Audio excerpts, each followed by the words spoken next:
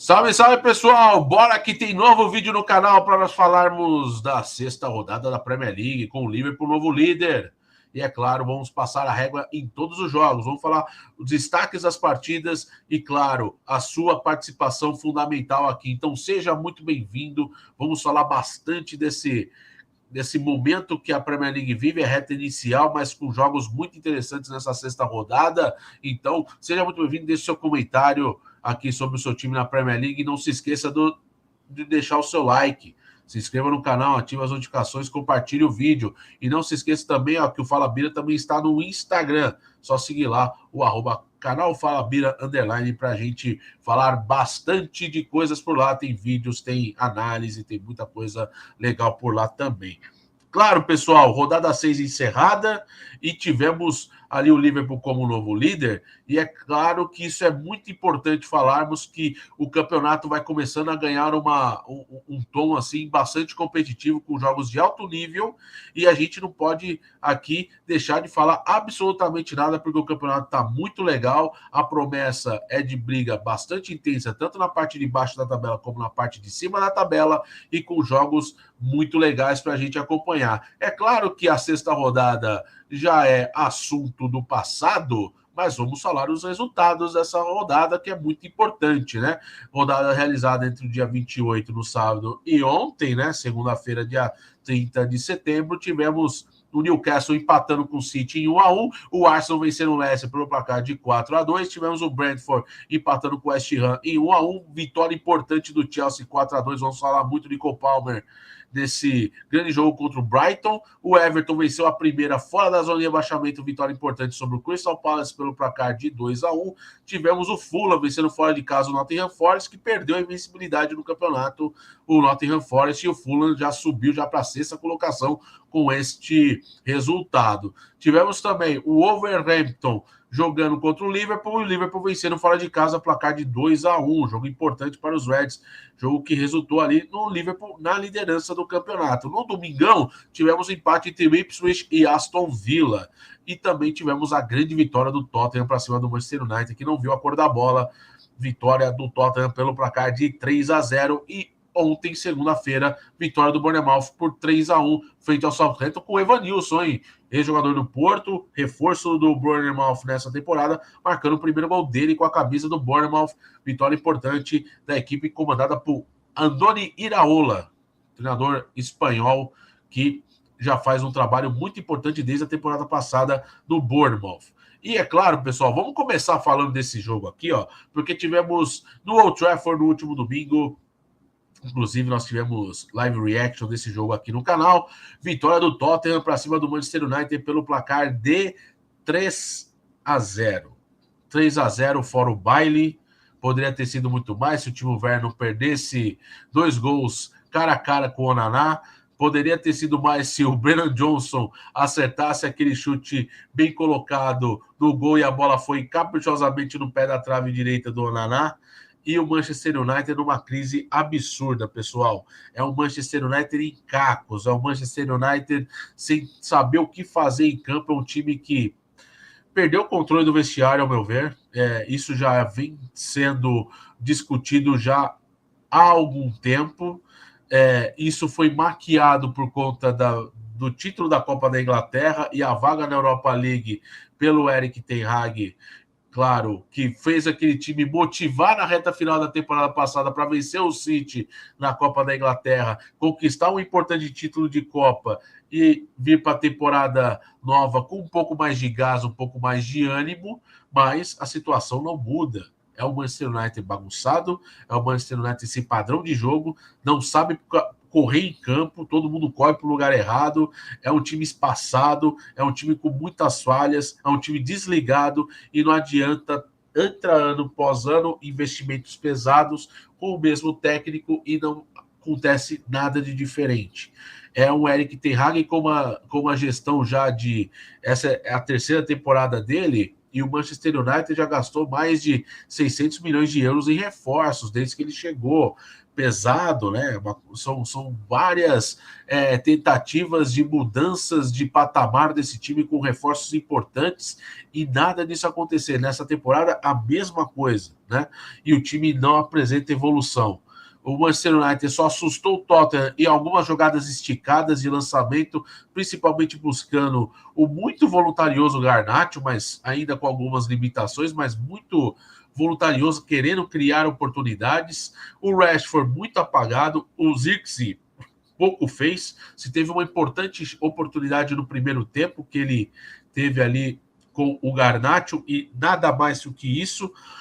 Mas o Manchester United muito apático, né? Dentro de casa, e a torcida preocupadíssima, né? E a nova gestão nem se fala, né? Porque deu esse voto de confiança para o Ten Hag, renovou o contrato dele, e isso ainda expõe essa situação, né? De que o Manchester United deu esse voto de confiança e ainda renovou o contrato do treinador, achando que ele daria jeito para essa situação. Mas aqui, pessoal, eu vejo o seguinte: só há um tipo de mudança para fazer esse time melhorar, que é realmente o Erik ten Hag sair do comando técnico do Manchester United. Não tem como, isso é latente, é um time muito ruim taticamente, é um time que sofre ainda com as lesões e, ao mesmo tempo, é um time que muda muito dentro do jogo, né? São muitas invenções do técnico que acaba atrapalhando o padrão de jogo, e isso é uma das matérias que o The Athletic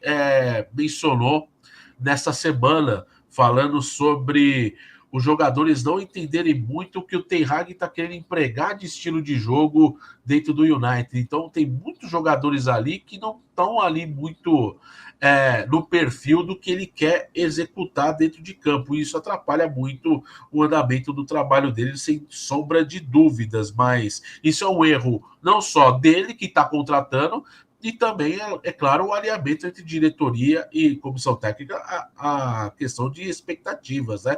O Manchester United vive um ciclo vicioso de campanhas ruins desde que o Alex Ferguson deixou o comando do time em 2013, isso já tem 11 anos, e o time não evolui, né? E agora tem esse perigo, né? Porque já se especula que Thomas Tuchel pode se tornar o novo técnico do Manchester United se o Ten Hag não passar por essa semana dificílima de jogos. Tem o Porto na Europa League na quinta-feira e também tem o time do Aston Villa na próxima rodada.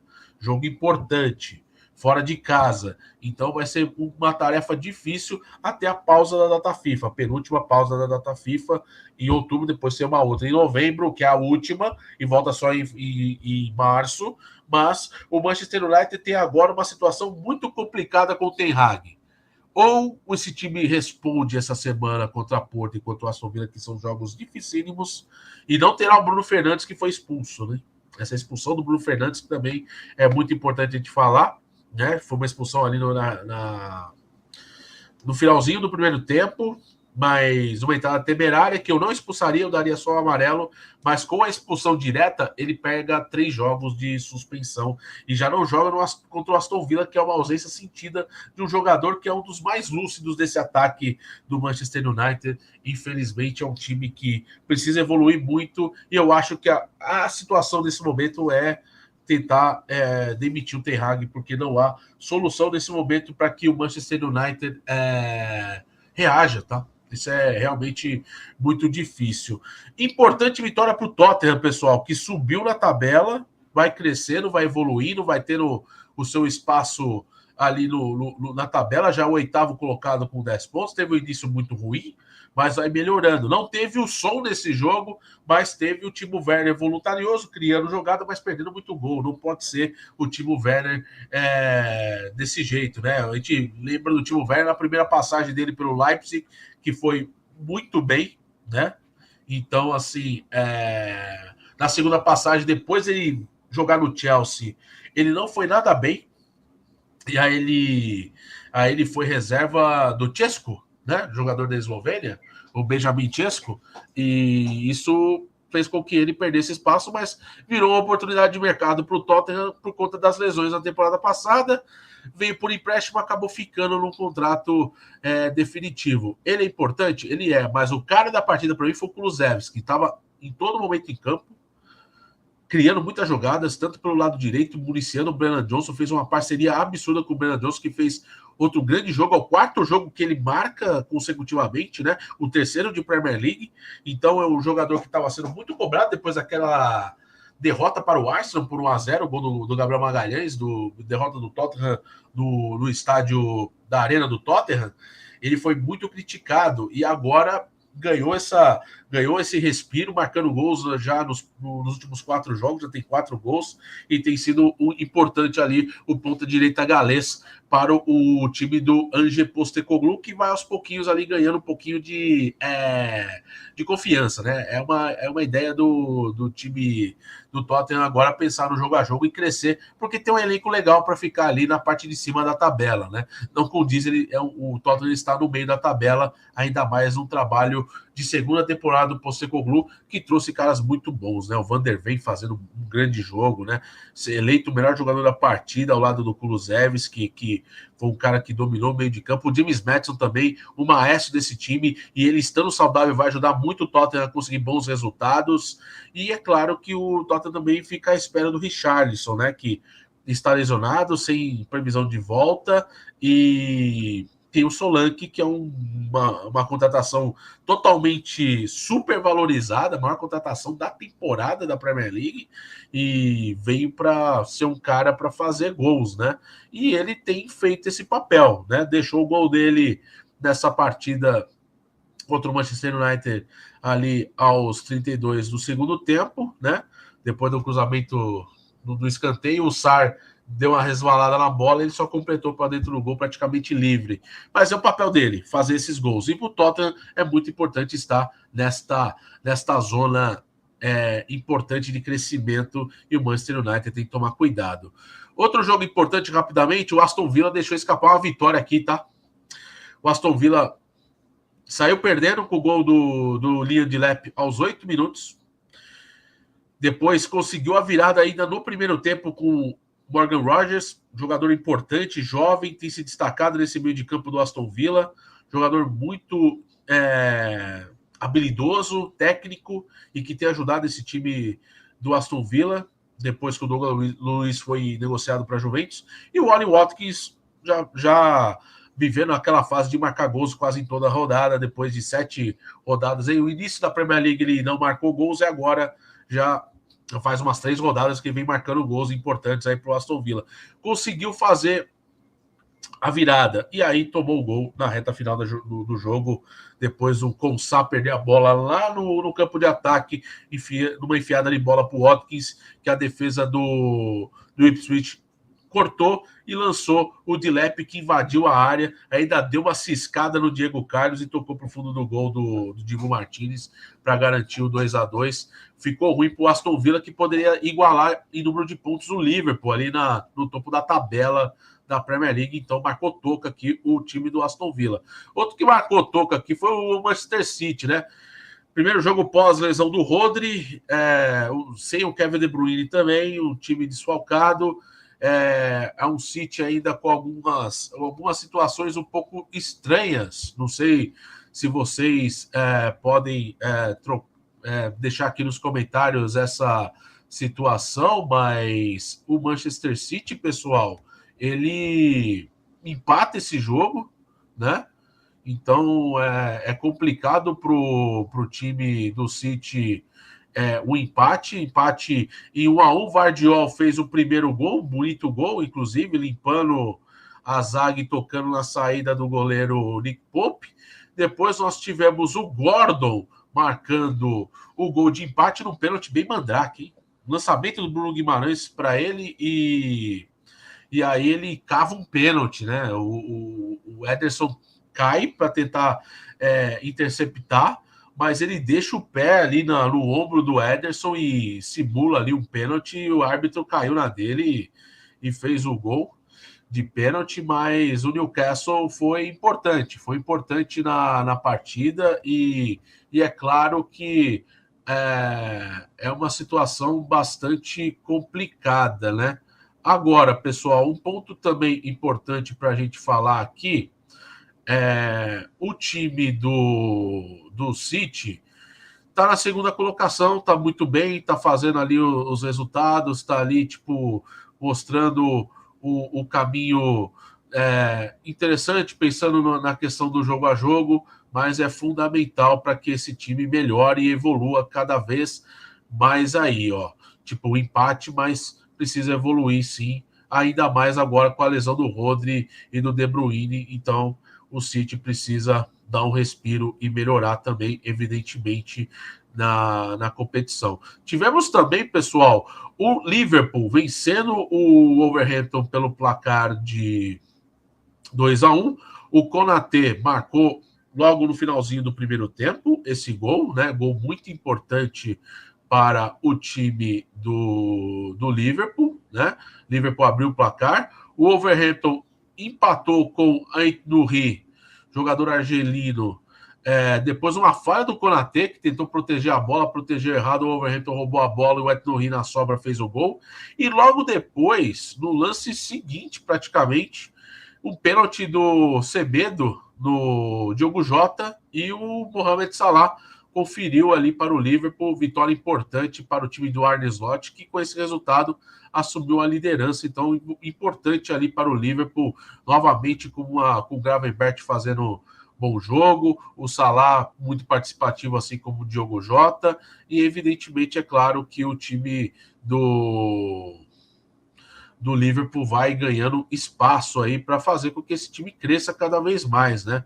Mas vamos vendo aí o que vai acontecer com os Reds. Tivemos também, pessoal, aqui, ó, Cole Palmer 4, Brighton 2. Foi exatamente isso que aconteceu. O Cole Palmer, galera, fez uma partidaça, fez 4 gols em 20 minutos na primeira etapa. Nunca na história isso aconteceu, isso é um recorde absoluto da Premier League. Um jogador marcar 4 gols no primeiro tempo.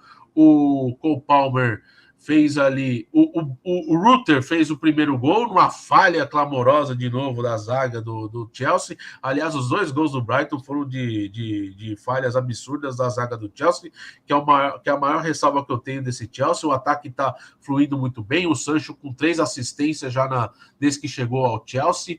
Tá à vontade, tá jogando, tá ajudando bem esse time, mas tomou um gol com falha aos 7 minutos e depois foi show de Cole Palmer, né? Aí o Cole Palmer fez o primeiro, uma assistência do Nicholas Jackson, depois ele fez um gol de pênalti, depois ele fez um golaço de falta, aí o Baleba marcou o segundo gol numa outra falha da zaga do Chelsea, outra falha do Chelsea, de zaga, complicado o Chelsea, e aí o Cole Palmer ainda achou o 4º gol antes do primeiro tempo e tivemos 6 gols na primeira etapa. No segundo tempo tivemos um gol do Cucurella, mas foi anulado corretamente pelo VAR por impedimento, mas é o Chelsea que está muito bem na defesa, muito bem, perdão, no ataque e muito mal na defesa. É um Chelsea que dorme muito na defesa com erros individuais tolos, erros bobos, que é de desatenção mesmo, e esse time precisa melhorar nessa questão defensiva com toda certeza. É claro que Reece James ainda lesionado, a procura de Reece James que não consegue jogar, não consegue se manter saudável, mas é um time que vai aos pouquinhos ganhando força, principalmente no ataque. Claro, vamos destacar Caicedo e Enzo Fernandes também muito bem na partida, mas é claro, Cole Palmer, o maestro desse time, ele que botou o jogo no bolso e fez o Chelsea fazer uma grande partida e uma campanha sensacional até o momento do Chelsea, que é o 3º colocado. Outros jogos interessantes que nós tivemos aqui na rodada, pessoal, passando aqui, ó, tivemos o Arsenal, né? O Arsenal que também sofreu, tá? O Arsenal gosta de sofrer à toa, né? O Arsenal dominou esse jogo aí, finalizou 36 bolas no gol do Leicester, né? No primeiro tempo poderia ter saído até com um resultado melhor.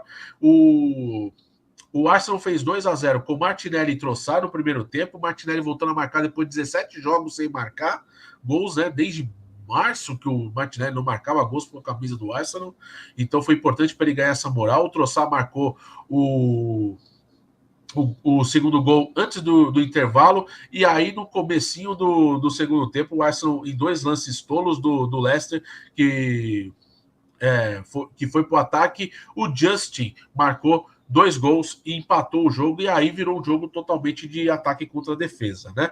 O Arsenal martelou, e saiu o gol aos 49, o terceiro gol, o gol contra do Ndidi, mas o Troçar na jogada, finalizando, mas a bola bate no Ndidi, morre no fundo do gol do Leicester, e ainda sobrou para o Havertz marcar no minuto 54 do segundo tempo para fechar a conta, mas o Arsenal que sofreu. Poderia sair do Emirates com um tropeço fora do comum, né? E seria um baque tremendo para o Arsenal, né? Ainda mais uma rodada em que o City tropeçou, e não é fácil, né? Ver o City tropeçando toda hora, ainda mais por 2 rodadas consecutivas.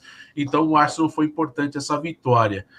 Outro jogo importante é o Everton, com o McNeil, hein? McNeil marcando 2 gols na virada do Everton para cima do Crystal Palace. Dessa vez o Everton não foi o que tomou a virada depois de sair levando 2-0 e tomando virada. Foi contra o Bournemouth e contra o Aston Villa. O Everton dessa vez conseguiu a virada e conseguiu somar 3 pontos. Guerri marcou aos 10 minutos para o Crystal Palace.